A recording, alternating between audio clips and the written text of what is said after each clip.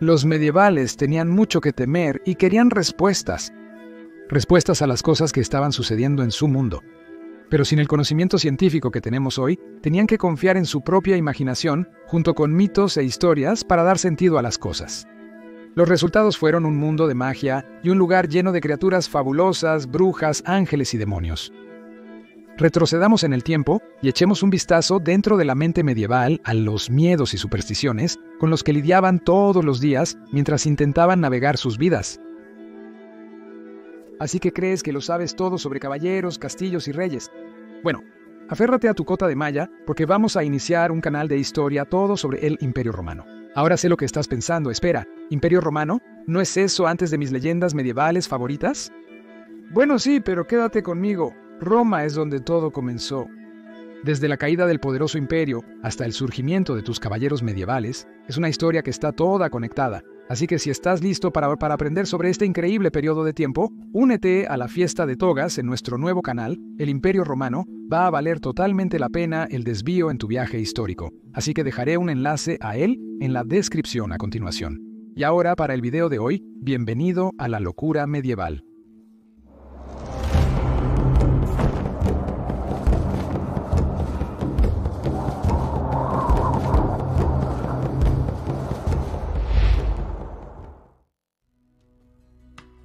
En 1188, después de haber viajado por Irlanda, el sacerdote e historiador Gerald de Gales escribió Topographia Hiberniae. En los tratados, el arcediano utilizó el mito del ganso de Barnacla como evidencia del nacimiento virginal de Jesús. El mito del ganso era una concepción errónea ampliamente reportada sobre los hábitos de reproducción del ganso de Barnacla y el ganso de Brant. Se decía que los gansos habían surgido completamente formados de las barnaclas de ganso. Fue durante el siglo XIII que esta teoría de la generación espontánea alcanzó el nivel más alto de aceptación.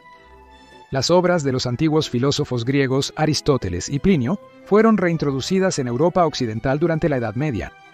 Creían en el principio del vitalismo, lo que significa que nuevas criaturas vivientes podrían nacer de la materia en descomposición. Las pulgas podrían materializarse a partir de materia inanimada como el polvo, o las larvas podrían surgir de la carne podrida. Otras criaturas que se consideraban desagradables, como gusanos, insectos, ranas, serpientes, incluso mamíferos como ratas y ratones, se pensaba que aparecían espontáneamente de la suciedad en lugar de reproducirse sexualmente. Muchos hombres grandes creían en la teoría. El teólogo del siglo VII, el obispo Isidoro de Sevilla, quien ha sido descrito como el último erudito del mundo antiguo, que debió haber sido una pequeña lista de eruditos ese año, señaló que la palabra latina para ratón, que es mus, podría derivarse de la palabra humus, que significa compost. Cuando el filósofo alemán Albertus Magnus y su estudiante Tomás de Aquino tradujeron las obras de Aristóteles al latín, se volvieron tremendamente populares. Los teólogos del siglo XIII expandieron la teoría de la generación espontánea, declarando que los parásitos y la alimaña eran conjurados del sucio por la voluntad del diablo. Y además, según el Evangelio de Marcos, en el infierno los gusanos que comen a los pecadores nunca mueren. A la Iglesia realmente le gustaron los hallazgos de Gerald de Gales y su teoría del ganso. Quizás no solo se crearon espontáneamente criaturas impuras. Si ves cómo los gansos de Barnacla pudieran aparecer de lodo y limo, podría usarse como evidencia directa de la Inmaculada Concepción. No fue hasta 1668 que se refutó la teoría del vitalismo. El biólogo Francesco Redi colocó un pedazo de carne podrida en un frasco y lo cubrió con un paño. Las moscas no podían llegar a la carne, por lo que no se pusieron huevos y no aparecieron gusanos. Había demostrado que la generación espontánea no funcionaba. Había muchos días santos en la Europa católica durante la Edad Media y por lo tanto se llevaba a cabo un ayuno serio. La Cuaresma era un gran evento y se prolongaba durante 40 días sin permitir carne. Pero seguramente si se pudiera decir que el ganso de Barnacla es un pez en lugar de una ave porque nace del mar, entonces se podría comer. Desafortunadamente, en 1215 el Papa Inocencio III puso fin a todo el ganso que pretendía ser un pez comido durante los tiempos sagrados y cualquier persona que fuera sorprendida haciéndolo era juzgada como hereje. Oh, bueno, valía la pena intentarlo.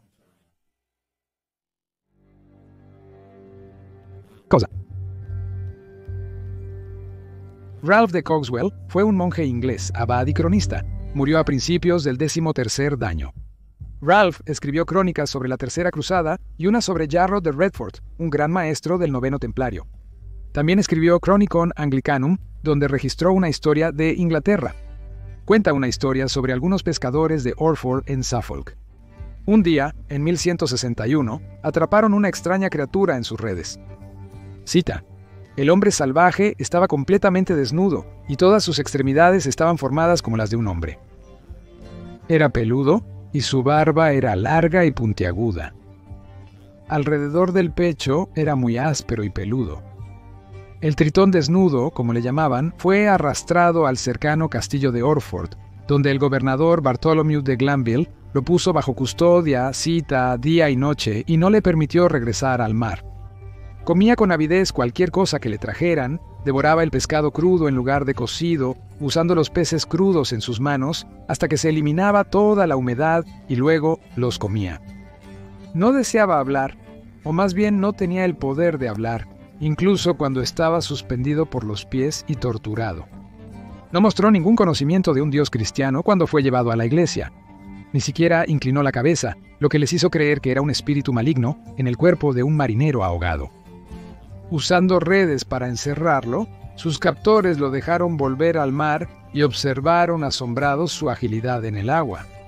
A pesar de sus precauciones, el marinero escapó, pero se quedó en el mar durante otros 2 meses antes de desaparecer para siempre. Se le conoce como el hombre salvaje de Orford.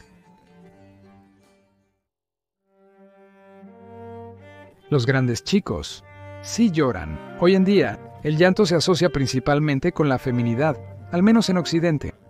En la Edad Media, las lágrimas eran consideradas un líquido poderoso y valioso. ¿Por qué no lo serían? Podían curar enfermedades, liberar almas del purgatorio e incluso identificar a los mentirosos. Se veían como un signo de piedad, acercando a los medievales a Dios, un exceso de humores y como acompañamiento a visiones divinas. En su comentario Secretos de las Mujeres, Albertus Magnus dijo, cito: las mujeres lloran mucho porque tienen tanta humedad que su cuerpo debe expulsar la humedad material de la feminidad. Para Magnus esto era una señal de ignorancia femenina. Por supuesto, la humedad afectaba sus cerebros e impedía que aprendieran. También apuntaba a su maldad porque, cita, los humores malvados abandonan el cuerpo a través de los ojos. Y si toda esa humedad no salía a través de los ojos, entonces naturalmente creía que impactaría en el útero y causaría infertilidad. Sorprendentemente, también se aconsejaba a los hombres que lloraran mucho. Siempre imaginamos a los caballeros como estoicos y firmes, poco propensos a ceder a sus emociones, pero las novelas románticas de caballería están llenas de ejemplos de caballeros que lloraban por la muerte de sus compañeros o la separación de su dama. Simplemente no existía el concepto de que los hombres no lloran. Un caballero que estaba tan abrumado por el dolor que lloraba e incluso se desmayaba de emoción, no solo era aceptado, sino alentado. Considerado como un signo de fidelidad, lo acercaba más a Dios, especialmente si las lágrimas se derramaban durante un servicio religioso. Las lágrimas también eran aceptadas en la corte real. Un embajador que se dirigió a los cortesanos del duque de Borgoña del siglo XV, Felipe el Bueno, dio un discurso tan emotivo que no solo se derrumbó y lloró él mismo, sino que todos los cortesanos también se conmovieron hasta las lágrimas. La costumbre continuó hasta el siglo XVII. El político inglés Thomas Allered describió un discurso hecho por Sir Robert Phillips en 1628 en la Cámara de los Comunes, cuando el condenado rey Carlos I amenazó con disolver el Parlamento. Dijo: Sir Robert habló y mezcló sus palabras con lágrimas. Y luego, Sir Edward Coke se vio obligado a sentarse cuando comenzó a hablar a través de abundantes lágrimas, y el portavoz de la casa tampoco pudo contener el llanto. Muertos vivientes. Podrías haber pensado que con toda la superstición que volaba en la Edad Media, las tumbas habrían sido tratadas con una gran cantidad de reverencia. Sin embargo, alrededor del 40% de los entierros en la Europa medieval, desde mediados del siglo V hasta mediados del siglo VIII, fueron perturbados. Al principio se pensó que los ladrones de tumbas eran los culpables, pero la mayoría de la gente común era pobre y de todos modos no habría tenido tantos bienes de tumba. En entierros de Suiza, Alemania e Inglaterra, algunos cuerpos fueron colocados en posiciones extrañas, con las piernas dobladas o retorcidas, los pies atados, las manos colocadas frente a sus cabezas, o volteados boca abajo. Algunos incluso habían sido decapitados. ¿La razón? Los medievales estaban luchando contra zombies y se aseguraban de que los Revenants o los muertos inquietos no pudieran levantarse de sus tumbas, caminar por la tierra y dañar a los vivos. Algunos historiadores creen que al manipular los cuerpos se esperaba que se quedaran en el suelo, incapaces de salir. Sin embargo, no todas las personas muertas se consideraban peligrosas.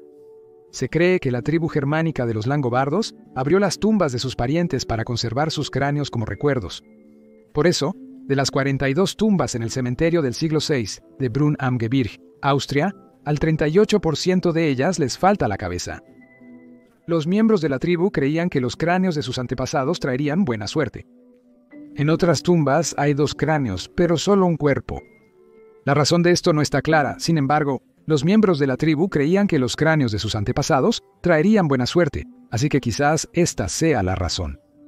En Polonia, incluso hasta los siglos XVII y XVII, primero la gente todavía tomaba precauciones cuando se trataba de vampiros. Para evitar que resucitaran de los muertos y succionaran la sangre de familiares y amigos, se enterraba a un presunto vampiro con una hoz sobre su cuello o rocas encajadas debajo de su barbilla. La muerte estaba en todas partes durante la Edad Media, con hambre, guerras interminables, invasiones y muchas enfermedades incurables. Por lo tanto, los medievales simplemente no estaban tan obsesionados con la muerte como lo estamos hoy. Y de todos modos, la Iglesia predicaba que la vida después de la muerte era mucho mejor que las dificultades sufridas en el mundo mortal. Los patios de las iglesias se utilizaban regularmente para reuniones y representaciones teatrales. Incluso podrían celebrarse ferias allí, o tribunales itinerantes. Las trabajadoras sexuales ejercían su oficio en los patios de las iglesias. ¿Desaparecido? Si regularmente ves videos en este canal, estarás bien consciente de que durante la Edad Media, las mujeres vivían bajo la oscura nube de la misoginia. El clérigo alemán Heinrich Kramer fue particularmente especial cuando se trataba de odiar a las mujeres y de inventar razones absurdas por las que deberían ser temidas. Su libro del siglo XV, Malleus Maleficarum, es una guía para encontrar y destruir brujas que eran predominantemente mujeres. Los brujos solo se mencionan de pasada. Para Kramer, de todas las astucias y maldades que utilizaban las brujas, una de las peores era cómo iban robando los penes de los hombres durante la noche. Preguntó, ¿pueden las brujas con la ayuda de los demonios realmente y efectivamente remover el miembro? ¿O solo lo hacen aparentemente por algún encanto o ilusión? En respuesta, dice que los testigos han visto que las brujas pueden hacer cosas maravillosas con respecto a los órganos masculinos. No solo los hacen impotentes, sino que realmente hacen desaparecer el pene.